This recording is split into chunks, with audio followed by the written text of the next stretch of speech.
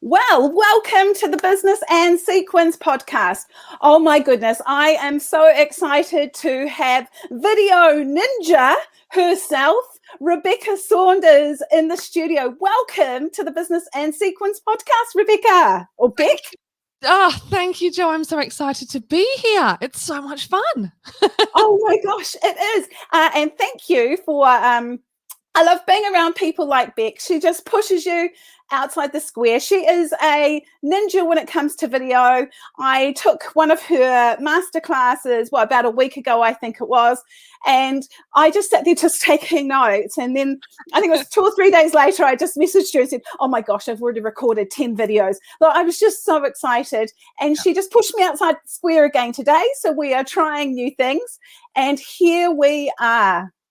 So, Rebecca, for the guys that haven't heard your intro, would you like to, in your own words, just tell us a little bit about your journey to where you are right now? Sure. So, Jo, I don't even know if you know the whole backstory to my journey, but I arrived in Australia when I was 22. Literally got on a plane with a one-way ticket, $500 and a laptop, and just a dream to go, I am going to live and build my life in Australia. That was it. I just knew I wanted to live here. Just it was going to happen any way that it possibly could. And after a year, and I'm sure there's many people out there that get this on a working holiday visa, working in hospitality and cafes and doing everything you possibly could just to sort of, get the money for the rent. Realized that I just wasn't cut out to be A, employee material, and B, finding someone that would hire me to sponsor me for the next 4 or 5 years to get my residency just seemed like something that just was never going to happen. So I built my company to sponsor myself. Wow. So it wasn't the cheapest way of doing it, I'm not going to lie. It wasn't the easiest way. But I did build my video production company initially to sponsor myself. So what that meant was, because I've got a background in journalism and my degree's in journalism, I could script write. Like I could carry that across into script writing, content writing, but it meant that I had to hire every single other person to do every other job in a business that I wasn't legally allowed to do. Just sink that in for a second. Like from the get-go, I had to hire people to do all the jobs that I wasn't allowed to do. So from day one, I was literally paying myself a market rate salary, 3 other people a market rate salary, and it just had to work. It just had to work. I was telling people that I had a nationwide production company when I was just in Sydney. And yeah, you fast forward 10 years from that, and I'm sure we'll deep dive into many of it in this conversation, or much of it, I should say, in this conversation. But now it's a global company, which is pretty cool. Like, yeah, hit the decade overnight success. It's a thing. I know, isn't it? You've got to love it. You've got to love that when you're like, oh, you're just so lucky to be so successful. And it's taken 10 years to get here. But congratulations on reaching 10 years, because, not a lot of businesses even reach 5, let alone, 10 years. So that is a huge milestone. I hope you've celebrated that 10 years. Not properly yet with the team because thanks to lockdown, but we will be celebrating it. Yes, I did pop some champagne. So, yeah. Oh, well done. Well done. So you left with $500 in your pocket and a laptop and just this belief that, what will happen will happen. Then you can't get your residency. And now you're going, I'm going to create a company to sponsor myself to stay in the country. I mean, where did you get this courage from to be able to do that?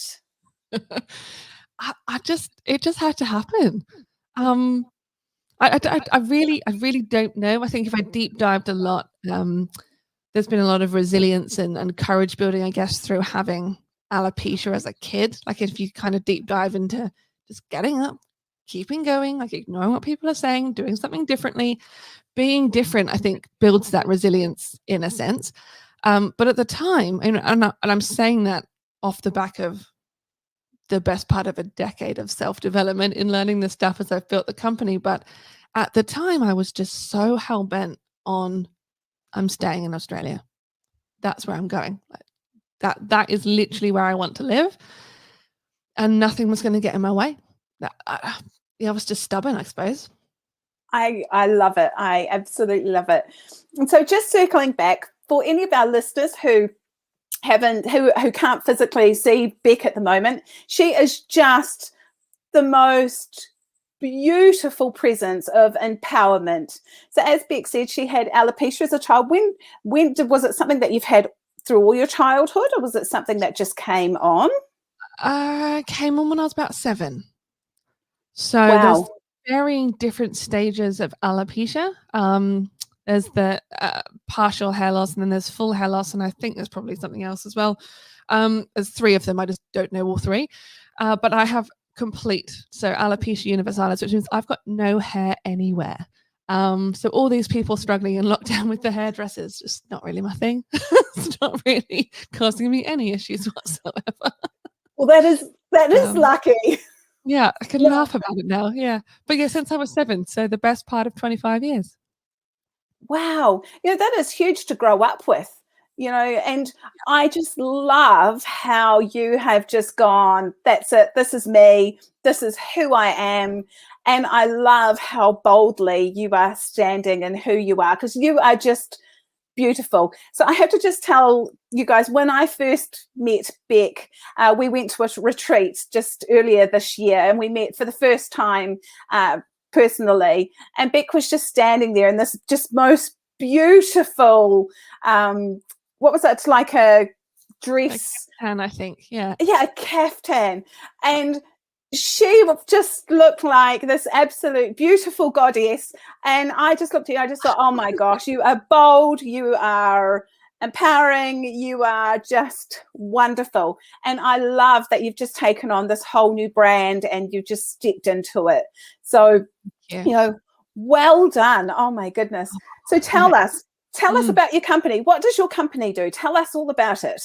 So as an organization, my company is a video production company. So we have 3 arms of the business that we do. We've got recorded productions. So that is your come work with us, film with us, pre-record your, maybe it's educational content, maybe it's case studies, promotional content, that kind of thing. We specialize in live virtual events. So historically, that has definitely been streaming live from a location, streaming live from our studio. The last 12 months has seen us do a lot of live virtual events with everybody in their own home, which was absolutely mind-blowing, a total mind shift again for us to manage that. And then I've got a number of online courses and programs that I open several times a year to help business owners and individuals progress in their video journey. That is incredible, because, pivoting quite a lot with the whole pandemic and getting everything up online. How do you cope with that? Because I'm stressed enough as it is, just doing like this interview without all of the technical bits that you have to do. How do you cope with that? So I think really for me, I have a very small niche team that are eager to learn new skills and just stay above, like in front of the curve. So, when it came to it's a pandemic, what are we going to do? Everyone's working from home. How do we do video? It definitely was for us. We are a decade ahead. We are light years ahead of the average person, the average business owner, because we know the equipment, we know what to do with video. So we just dived into how can we help people? And so really for us, it was several things, or 2 really main things. Number 1 was let's upskill on our live streaming. So just let's see what's out there, see what platforms could actually be sustainable, because what we didn't want to do is promote something and talk about something and use something that wouldn't work.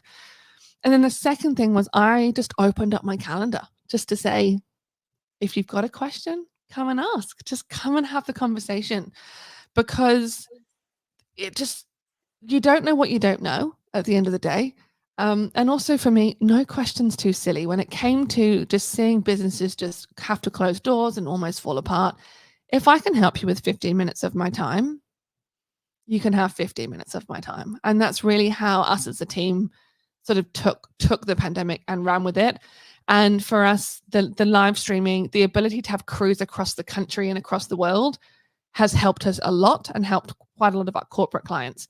But it was genuinely just, I think, being there to help. Just, we're here if you need us. Just have a conversation.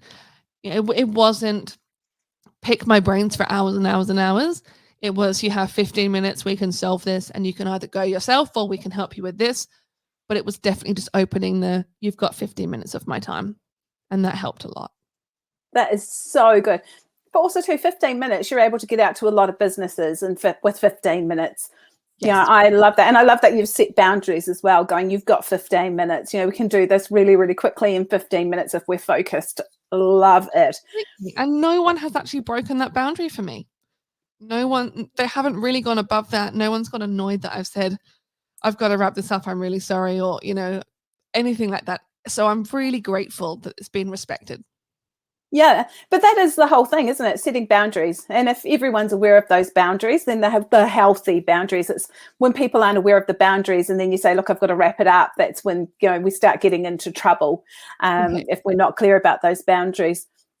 How do you deal, though, with equipment? Because usually, because when I think of visualize, videos, doing all that, I think of equipment, a lot of equipment. So how do you get on with regards to being able to, video somebody in their own home globally, out to the world with equipment? Okay. So on the basis of sort of DIY stuff, any presentations that I do personally, or anything that I do in this environment, so any form of interview content that I do myself, I make a point of doing all of that solo. So no team, just using equipment that people can buy off the shelf and learning the skill. And the reason I do that is it takes time to learn how to be comfortable on camera. It takes time to learn how to use a new platform, how to use a new piece of tech. And I think the key thing there is you've got to learn it. You've got to take the time to learn it. And I've done that because I've had a number of speakers come through and say, I've bought this piece of equipment, I've bought this stuff, and it's just not working for me. Well, have you read the instructions of how to use it? No, I just thought it would work if I plugged it in. No, it takes hours of time. And so a lot of my content you'll find when you follow me online, and that's what you've said from the masterclass you watched a few days ago, was I'm giving helpful tips because I'm learning it too. Because believe it or not, after 10 years of running a production company, I don't use the big cameras and I can't edit. It's a business that I'm running of a job that I don't actually technically do myself. And so from the DIY side, I can show you all of that. And obviously there's limits to the capabilities you can do from home within certain budgets. So managing things globally, managing on-site productions, we're really specific on the type of camera that's used, the specifics in terms of recording styles, so that can be specifically done time and time again in the same quality, because you're never going to get the same quality DIYing it as you would do bringing the professionals. So it's again that boundary thing of, these are the boundaries I can do solo by myself, and if I can do them, you can as well. This is the big team and bring them in, and this is the next level you can go to. Do you believe with video that things have changed, that there was a time where everyone wanted professional videos, it had to be at a certain standard, and now I hear a lot of people kind of bantering around that whole it's better to just get it up than having it perfect. What do you think about that? I think it depends 100% on the start on what you're using the video for. If you're doing a podcast, an interview series, a vlog, whatever you want to call it, that's okay being a little bit rough and ready around the edges. If, however, you've got a product or a service that you are selling for thousands, tens of thousands, hundreds of thousands of dollars to potential clients, you need a level of professionalism in what you're selling and what it is that you're putting out in the world. So I definitely think there is room for both. Yeah, I love that because I think, because we do both, because I do recordings like this, and then we have our own green screen where we do the recording, but literally I've learned to do that myself because out of necessity. And Yeah, I feel like it has kind of eased up. I think the pandemic has kind of influenced it easing up a little bit as well. Yeah. And just in regards to, it doesn't have to be absolutely perfect unless you are selling those thousands and thousands of dollars worth of product. Then you do need to step it up depending on your target market. But otherwise, if you're doing videos for Instagram now, it's okay if it's not perfect. Yeah, and I think for me, and you saw the slide, like one of the best slides in my presentation deck is be your own Shaun the Sheep. Like, don't just be a sheep, be a Shaun. Find your own style, own it, craft it, put it out there. So you've got to start somewhere. Rough and ready is totally fine. But I say everyone, the majority of people that business owners follow, they follow online, they aspire to be, they have a team of people creating this content for them. They are bringing in the professionals. They've done it for a decade. It looks good because they've crafted the skills to do it. So I think you're right in that you can DIY stuff up until a point, and then you hit the next pricing bracket and the next level, and you just need to sort of step it up a bit. But it is all a learning curve. It is all about honestly understanding where you're at. Practice does make perfect. Everyone hates to hear that one. Practice really does make perfect. And then, consistency and experience in just repetitive nature of the content that you're doing. How do people, because a lot of women that I talk to just find being on camera and showing their face on camera really hard to do. How do you, I think I know what you're going to say, but how do you just get used to that? Practice. Yeah, I knew you were going to say that. I knew you were going to say that. Your eyes. Look, no one likes the sound of their own voice. No one likes what they look like on camera. I've never met someone that goes, oh, I look great on that every single time. No one at all. So for me, the way I overcame that at the beginning was to just not watch anything. I left it to I'm very fortunate that I have a production team at my disposal, but I never watched any of my content back. So I never nitpicked myself. And I feel that's the biggest hurdle on people trying to pre-record content, right? So for me, live streaming or going live is very different to pre-recorded content, because pre-recorded content, you film it, you watch it back, you critique yourself really bad, and you do it again, and that's kind of on repeat until you either bring in a professional or give up. That's just it. And really, the first take was probably pretty good. Yeah. So I think if there's one key takeaway for me from this part of the conversation for your audience, is very much just put it out there. Put yourself out there. Your audience doesn't want you to waffle. So if you feel like you've just waffled something, don't put it out. But if you're just critiquing the way you looked, or your frown lines, or, my face is wonky, just get over it. Just get over it. Just no one but you is going to notice that. I know. And I keep coming back to those words too, that not as many people are watching as you think they are. Yes. And that everyone's so absorbed in their own life that, they don't really actually care if, your lipstick isn't on right, or you haven't got mascara on. But it's been a big hurdle for myself to get over putting myself on camera, because I've pushed my husband to the front of our business so that he could be the one that was on camera, and now it's myself. And I knew you were going to say you just have to practice. I knew you were going to say that. I just knew it. Unfortunately, that's just the way it has to be. Yeah.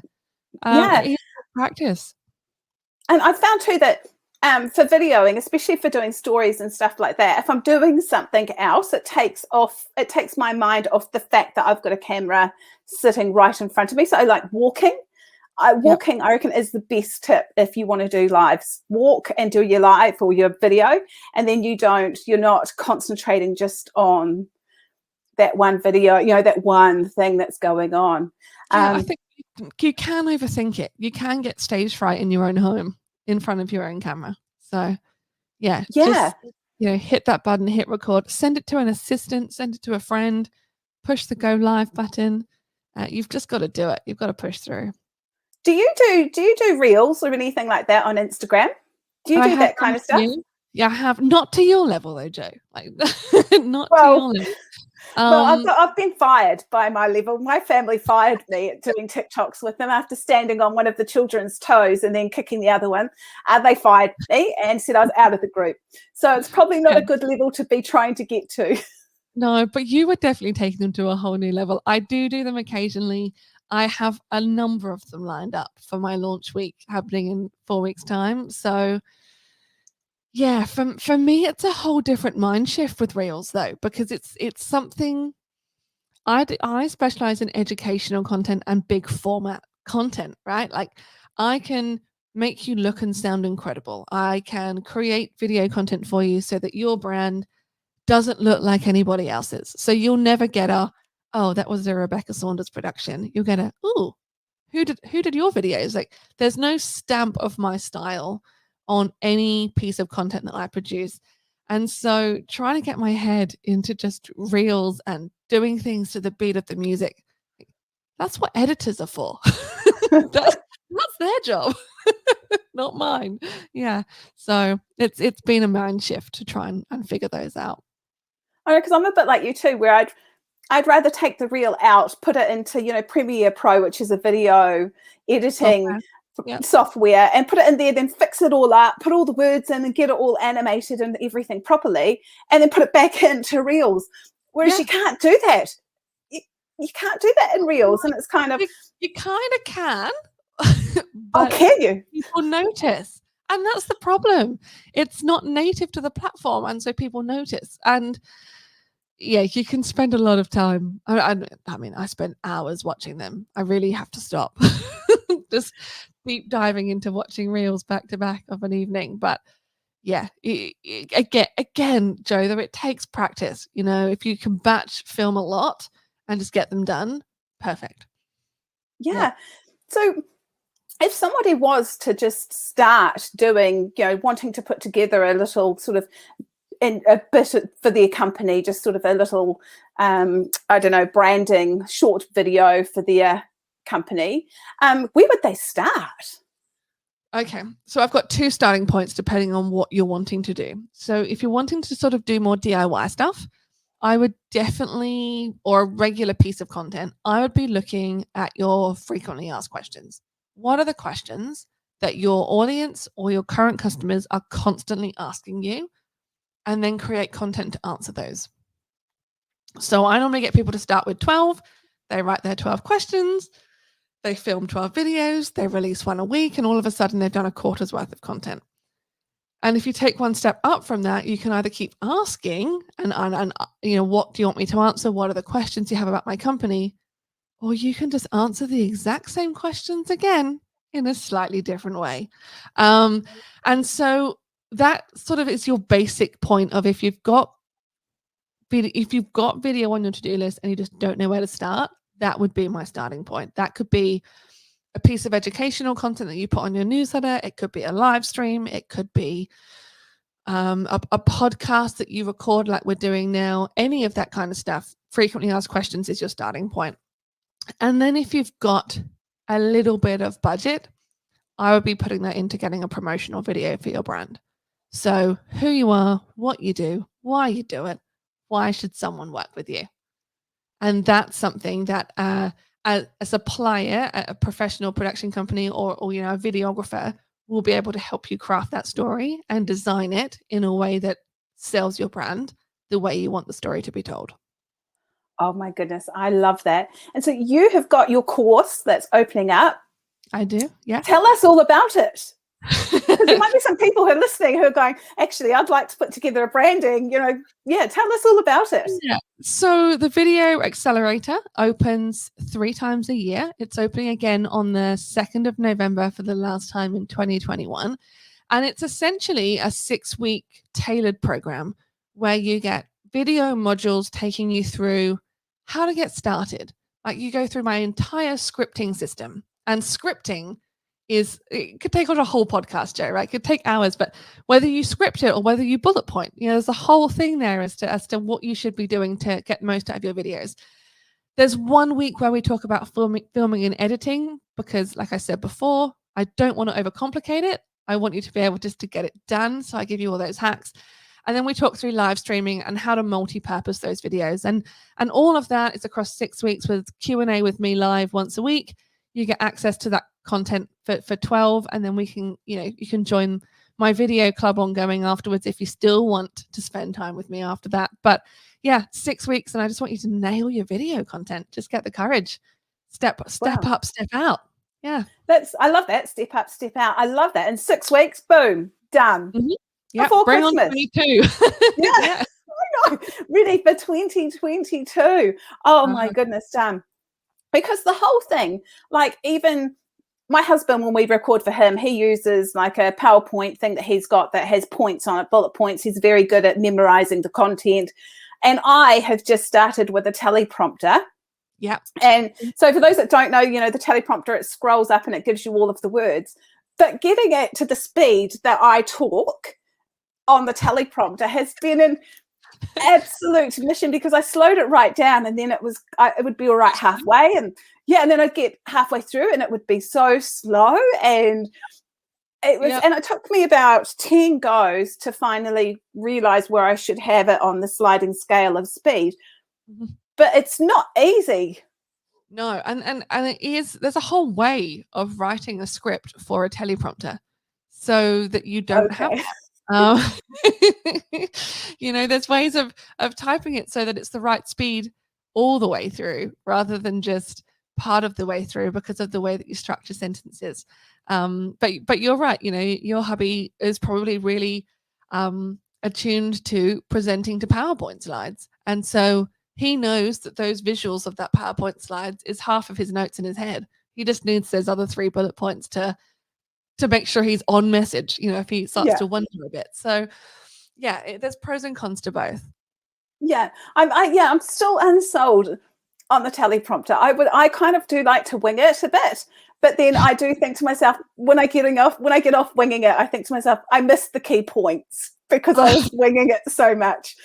So I'm kind of thinking the need for a teleprompter is there, but maybe not every single line written out, maybe just key bullet points, I think, the important ones.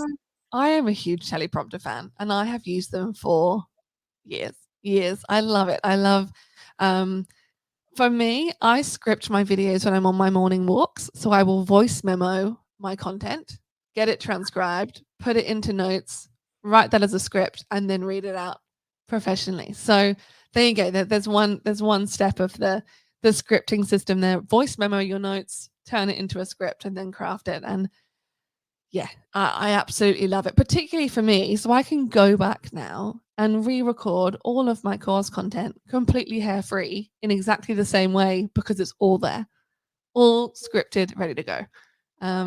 Which I think the flexibility and the ability then, once you do it, to just smash out so many videos in a period of time. Great. Yeah, I love that. But I love, as you said, like the tip that you've just given us, we could stop this podcast right now. Like that tip that you just gave us in regards to voice filing, put it into a script and you're done. Like we could just stop the podcast right there. That was gold. That's a golden nugget. That is a golden nugget that I'm going to be using from now on. Brilliant. Absolutely love it. And so where do you see the whole world of video, of this whole video, people wanting to do videos, and because you must have seen it progress as well over the time of your company too, just in regards to technology and what's available and what can help businesses. Because I think of 17 years ago when I started business, the technology that was available was this zero compared. I mean, gosh, what was it? The cameras without films in it were only just kind of coming in. So. Yeah. And Facebook just wasn't even a thing. So I kind of see it as, there's this evolution, and now, it is pretty amazing. Where do you think it's going to go? It's definitely not going to go anywhere. That's for sure. Look, for us, we've definitely seen, why people questioning why they should pay the professionals to do something they could do with their phone. And I think it comes back to what I spoke about earlier in terms of there is a place for DIY stuff and there's a place for professional stuff. And that could be a budget perspective. That could be the look and feel of your content. It could be the way that you've upskilled yourself. But at the end of the day, for me, I know that it comes down from my clients to time. Like, definitely time. You know, do they have the time to learn a new skill? Do they have the time to do all of that stuff? Is it easier for them just to jump in front of a camera at home and then send the footage to someone else to edit and they know they've done it? There's definitely a way of both sides working together. But what I do know is that video isn't going anywhere. So if you're not doing it, and I can feel people cringing through the recording right now, you've got to do it. You've just got to bite the bullet and start creating. Yeah. Comes back to my Shaun, you know, don't try and be someone that you're not. Just find the way that you can present and you feel comfortable, because if you're trying to create content and pretend to be someone on camera, you're never going to get the message across. You're never going to enjoy it, and you're not going to get the interaction that you want from your audience. Yeah. And again, it comes back to that comment that you made earlier, just about being authentic, that Shaun the Sheep, because and people can see through it. People can see through it. Yep. 100%. Yeah. And, you know, because with platforms like Instagram and TikTok and stuff like that, you know, it's becoming more apparent that businesses are getting into these platforms now. And even for those platforms too, I think sometimes you do need that professional video if you're wanting to do that proper advertising on platforms like Instagram and TikTok and things like that. I think sometimes it can just step it up if you've got a really good branding video that you can put on there that, you know, gives all of the points that you were talking about. So I think definitely there is a place for doing a selfie video yourself and getting a professional like Beck in to do it for you. Yeah, 100%. There's room for both, and for me, I think that's why I've been so successful in the industry, is that I'm not precious about it. You know, you either gel with me and my team or you won't. But either way, I can tell you what to look out for working with the pros, and I can tell you what to do if you want to give it a shot yourself. So, yeah. I look back on some of the videos that I made 2 years ago when I first started with like doing our own videos and things like that. And I went through that stage of putting like the background music in the background on everything up really loudly. And then, you know, when we put the course out, people were coming back going, I can't hear what he's saying because of the background music being so loud. And it was like, I thought it sounded really good with the background music. And your customers are going, no. I just think, oh gosh. You're learning a new skill there, new platform. Yeah, absolutely. I think so. And so you've just embraced, as I mentioned earlier, you've embraced a new brand, this new beautiful color of pink, and just the new brightness of you. What about you as the human? What are your plans for the future? Oh, I'm just going to keep going. Like, to be honest, Joe, like I've launched the Rebecca Saunders brand really at the beginning of 2019. I don't even know. Maybe it was 2020. Whatever the beginning of the pandemic was. This is how ridiculous the years are in my mind. I think it was last year.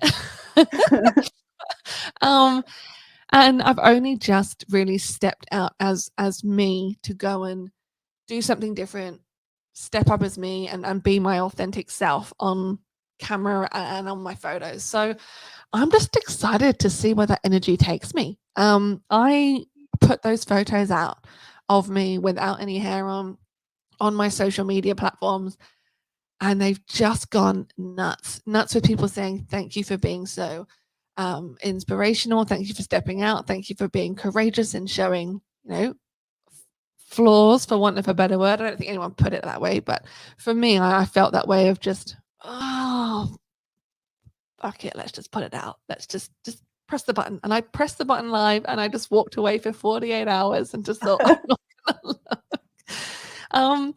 But the responses have been great, and so I'm harnessed into just seeing where the energy goes. Yeah. I'm excited for you. I'm so excited for you, because I think it's just it is inspiring to be around, and I'm inspired to watch you. And you know, watched your company and I've watched you do all your celebrations and with what you've achieved. And I'm excited to see what you've got coming up for the future. So That's gonna be good. I can tell you that. I don't quite know what it's going to be, but I can tell you that it's feeling good. Yeah, I think it's going to be bright. I think it is. So I've got fine. a couple of, you've already given some great tips. So usually I ask for 3 tips, but you've already given so many great tips through the podcast already. So I thought I would jump to my last 2 questions that I ask everyone that comes on Business and Sequins. So the first one is that if you could pick a color of sequin that best describes your personality, I think I might know what color it is. What color would it be and why? Oh, it's definitely gonna have to be pink. Pink, hot pink. It just makes me smile. It makes me smile. The color makes my eyes pop. Like when I wear it, I love it.